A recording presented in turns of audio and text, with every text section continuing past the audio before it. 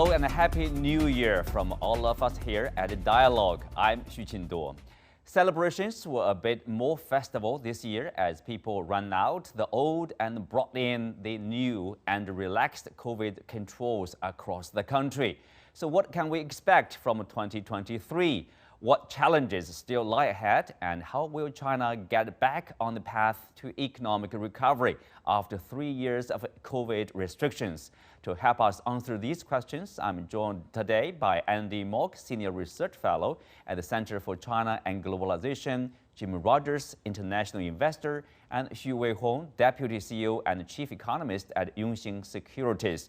But before we begin, let's first go to Chengdu, capital of Sichuan province in southwest China, and where our reporter Guo Tianqi is taking a look at how citizens still welcome in the new year with ancient traditions.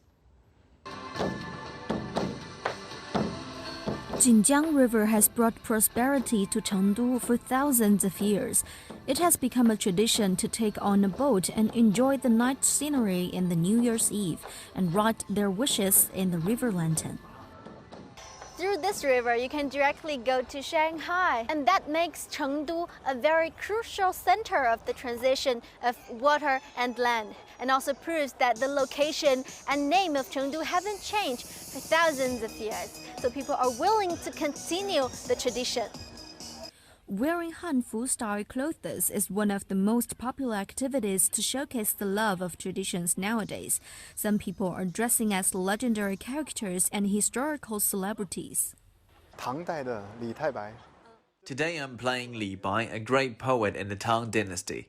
He wrote many famous poems about Chengdu. His talent and romantic character make him still very popular in modern days. Getting off the boat at Dongmen Wharf, it's like being transported to ancient Chengdu by a time machine, where you can take a close look at some unique traditional handicrafts and magic shows. We use traditional wood block painting skills to make the Chinese character fortune with rabbit elements for visitors, and they can also try it themselves. I'm spending the New Year's Eve with my friend. This traditional market and night cruise here are making me feel like I am in the prosperous Tang dynasty. Very meaningful and special. On the occasion of farewell to the old year and welcoming the new, Chengdu people choose to come to their mother river to remember how they've got here and draw more strength to move forward. Well, we have Tianqi with us. Tianqi, you are in Chengdu, so tell us more about your impression of the city, in particular in the wake of the policy change, to relax, to loosen some of the restrictions, basically all of the restrictions now.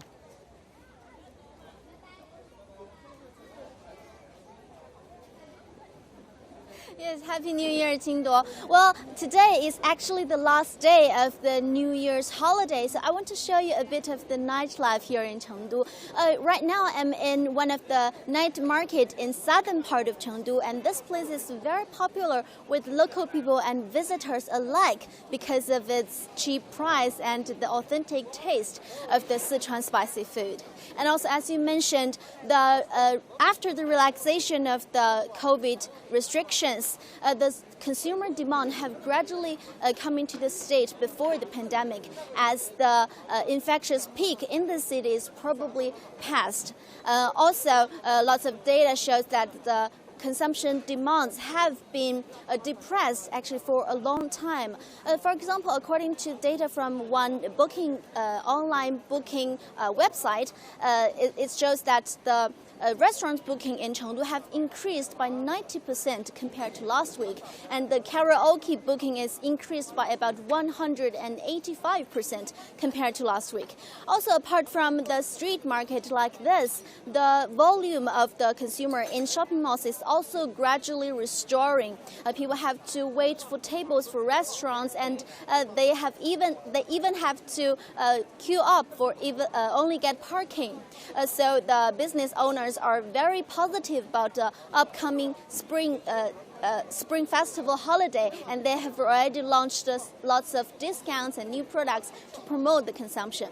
And also I want to mention about the needs for the tourism. Also, according according to another online booking website, that the nearby hot spring hotel surrounding Chengdu, the booking of those hotels have increased about 150% month on month, and the long distance taxi orders have also increased.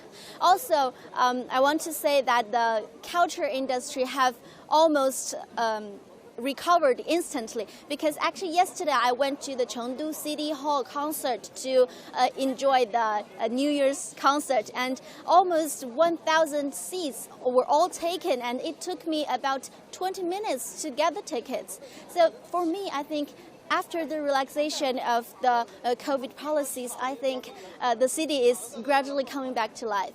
Back to you, Qingduo. Thank you, Tianqi. Well, let's welcome our guests, Andy, Jim, and Weihong. Andy, I want to start with you. What do you make of the numbers in particular mentioned by our reporter Tianqi in Chengdu? But also, we have numbers, for example, in Beijing, dine-in business. They say there's an increase of the business like more than 200%. So are you seeing also this kind of, maybe this is the word, like a resilience, despite the 3 years of rather strict control and prevention measures? Once it's lifted, you do see there's a strong comeback in terms of consumption, in terms of demand? I absolutely do, Qingduo. Let me start with a macro perspective, because I think our audience is largely global and international. So CNN, New York Times, and other Western media outlets have depicted this dystopian, ghoulish, and macabre description of what's going on in China the last few weeks. Out of control infections, the people dying left and right, and as a result, the economy is collapsing. And nothing could be further from the truth. So first of all, the Chinese government successfully weathered the destructive tornado of the Delta variant, which has devolved into an ordinary thunderstorm, which is much less destructive, but still requires certain cautionary measures. And the government has transitioned, making economic resilience, as you said, a priority. So I think the most important message I have in the new year for our audience is don't believe what you're hearing in Western media about how negative things are in China. In fact, as we heard just now, it's bouncing back. And let me end with just two personal experiences. I just came back from Sanya in the south of China, and it was busy.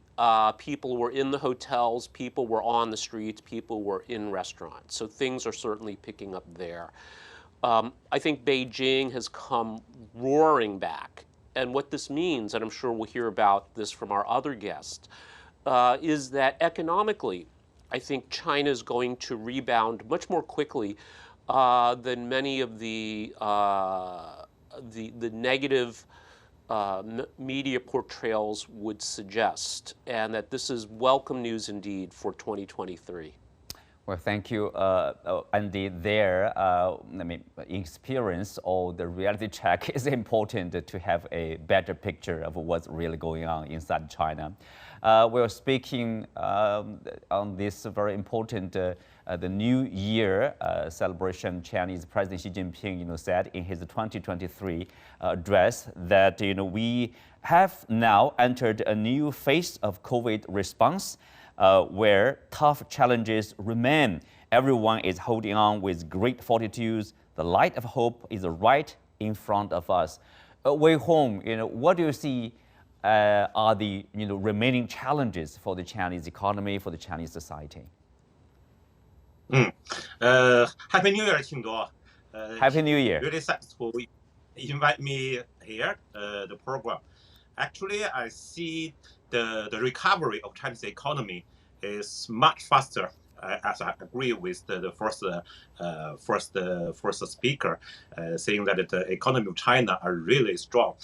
In the coming several months, you will see the recovery of Chinese economy much faster than the average expectations from the investors globally.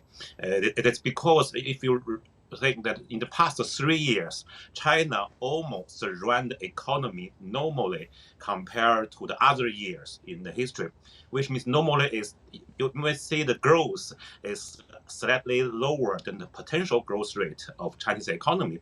But actually, there's still some growth in the past 3 years. And the government chose a very smart time window to restart the COVID policy, which means the virus policy, which means the reopen of the almost everything of the society. And that's very smart because typically around the Spring Festival, the Chinese New Year, the Chinese economy typically temporarily for shutdown somewhat amounts around. So that means this time between the New Year to the Chinese New Year, it's about a month and a half. That means the economy will be recovered as normal years. There will be no problem for the society and the business of China. There's a point for opening the society at this particular point of time, probably.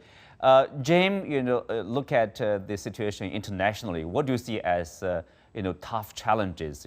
Probably not only for Chinese economy but also for the global economy.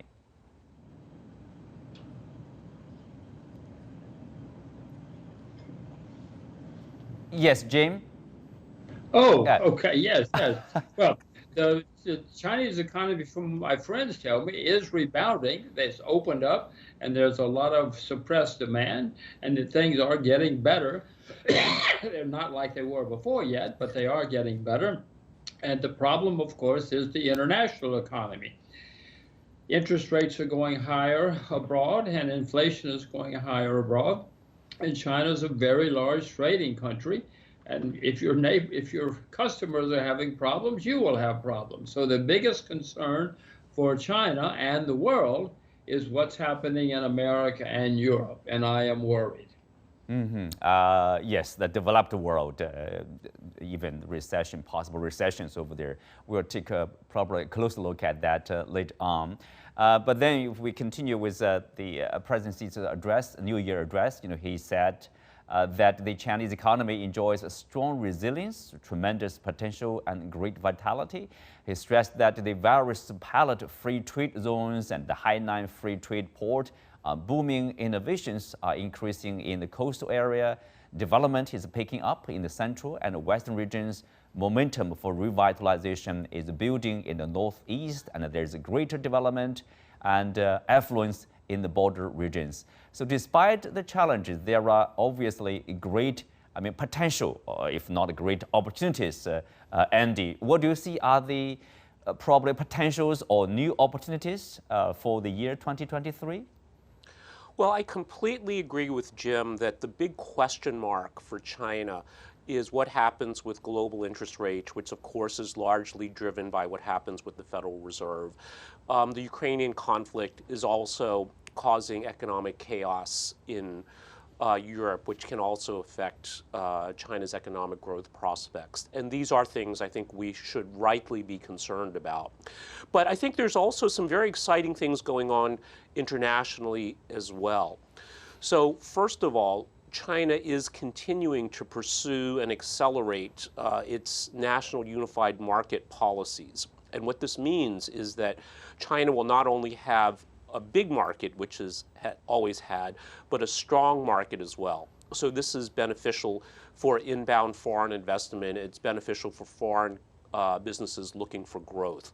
But I think the most important development really has not gotten quite enough attention, and that is President Xi's recent trip to the Middle East and the discussions there around longer-term arrangements to buy oil and other energy denominated in the yuan.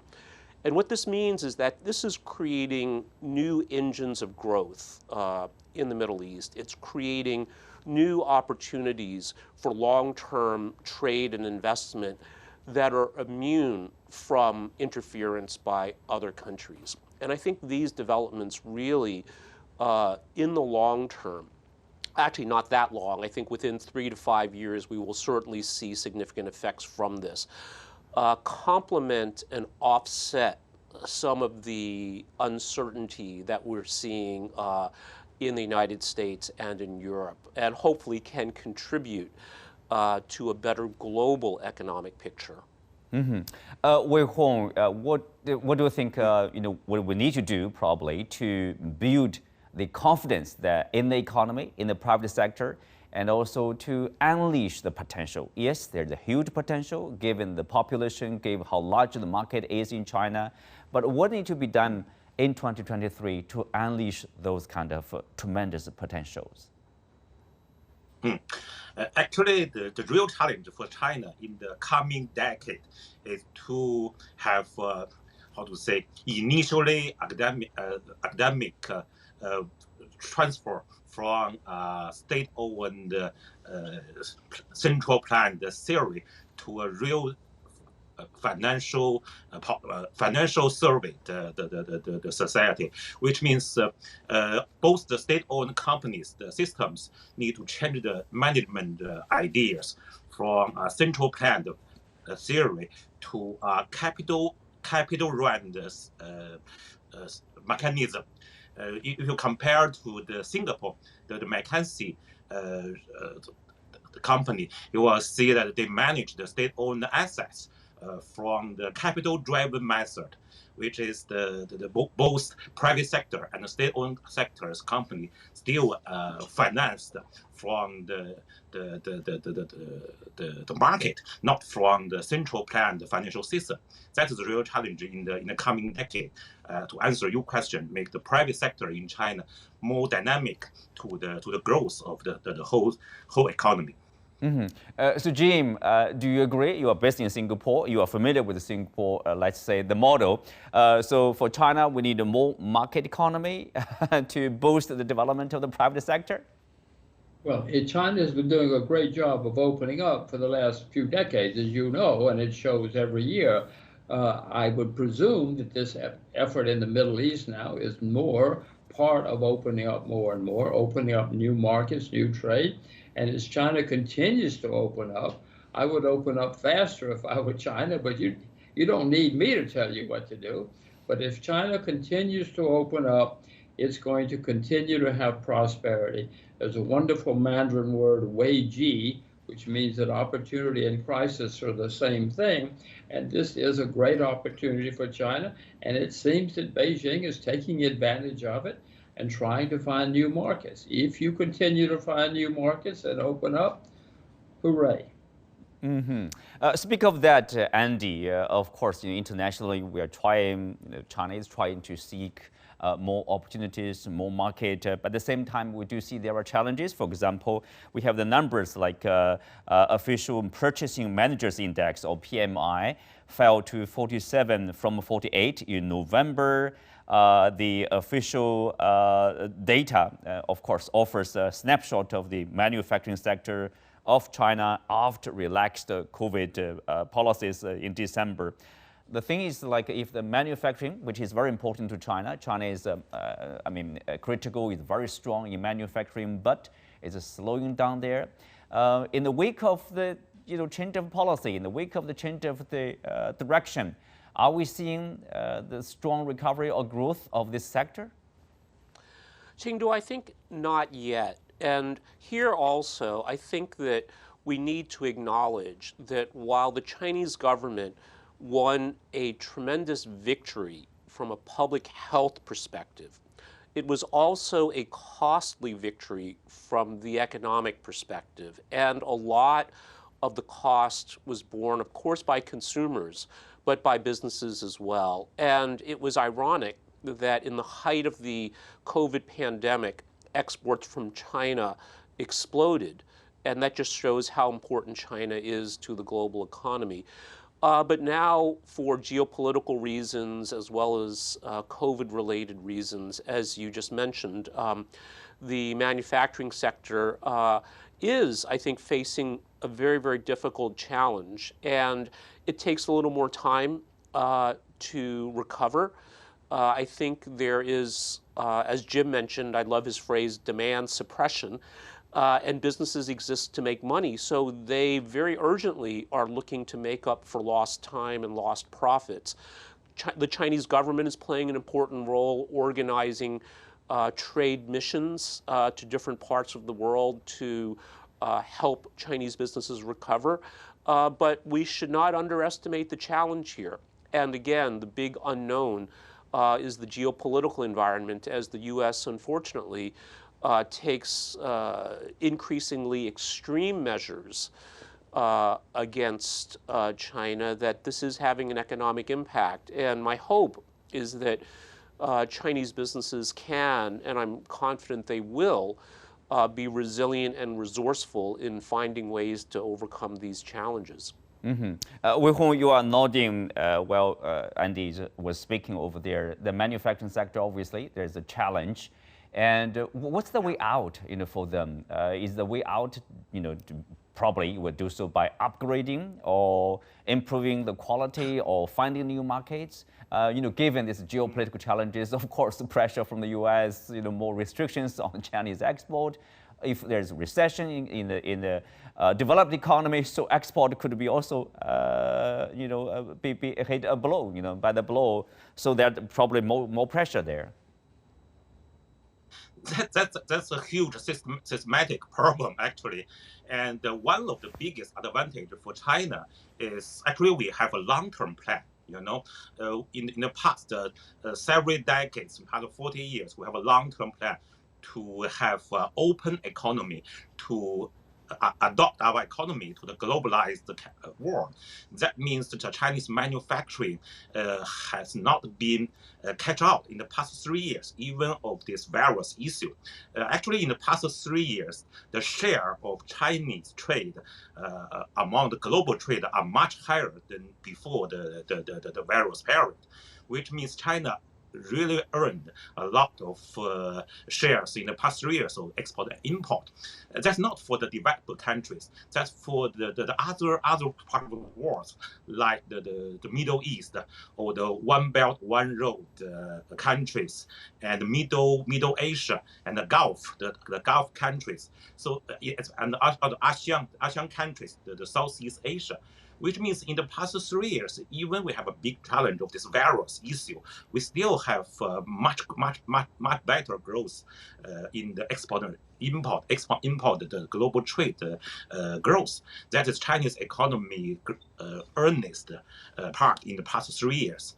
So we just keep this policy in the future, we'll have a better globalized world, a better world for the whole human beings, which means we keep up to solve our own issues and improve the capacity and the efficiency of Chinese manufacturing sector. That will make China serve the world better, make the world better for the coming decade.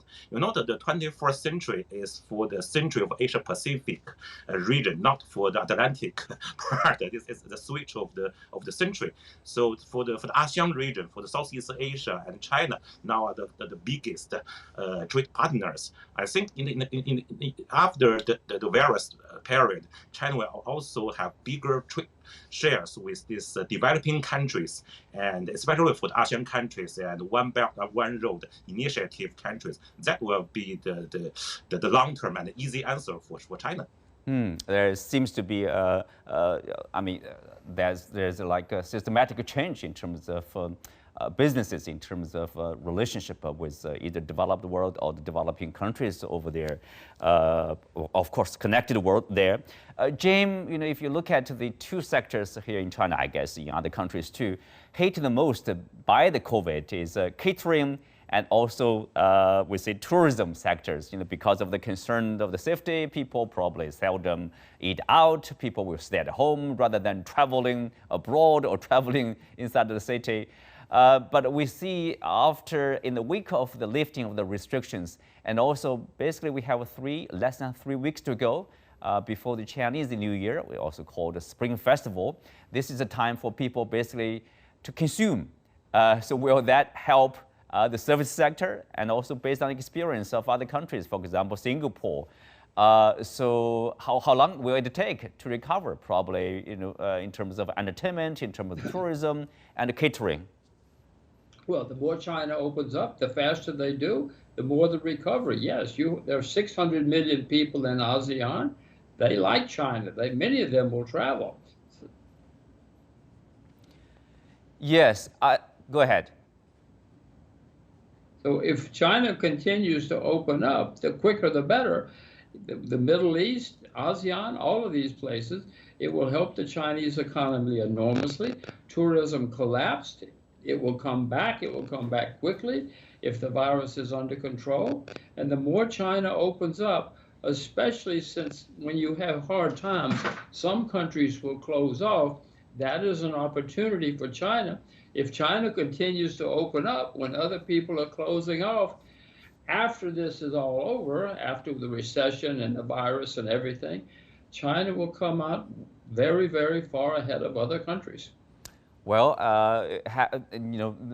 economists are predicting, or people are talking about this China-ASEAN trade relationship, for example. People are looking at the number, total volume of their trade in 2022. People are looking at 1 trillion. That's a huge number, despite the COVID in the past couple of years. So overall, I would like to ask you, your expectation, or prediction about the Chinese economy in 2023. We'll start with Andy, briefly.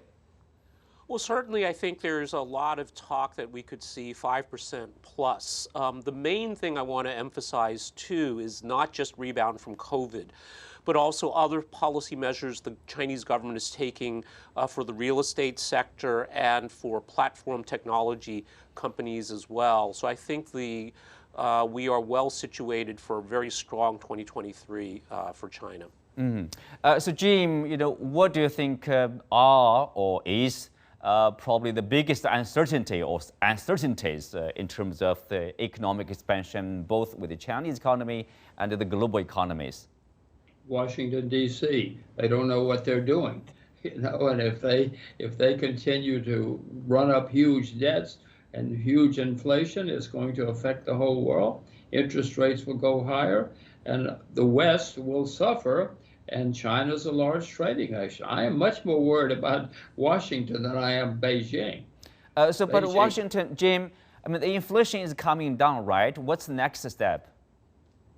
Well, inflation is coming down now, but that's temporary because when the economies open up again and people see it's not as strong as they want, they'll print more money in Washington, and that will lead to even more inflation. Mm-hmm. No, if you ask me what I worry about Washington, D.C. much more than I worry about Beijing.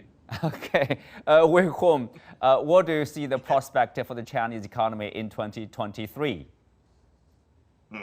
I see a more open market or a more open economy of China. And we see the last year, the 2022, China capital market has the IPO volume more than 80 billion US dollars compared to only 20 billions in New York, in US, which means China has 4 times capital market growth rate than America.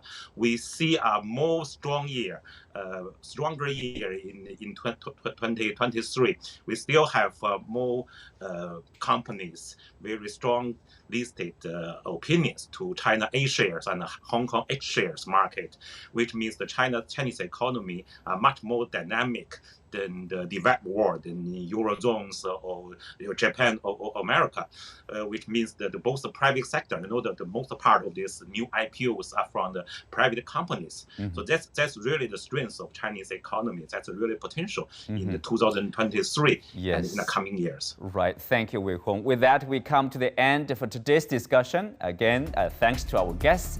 You can also find us on the CGTN app on YouTube. I'm Xu Qinduo. Thanks for being with us. See you next time.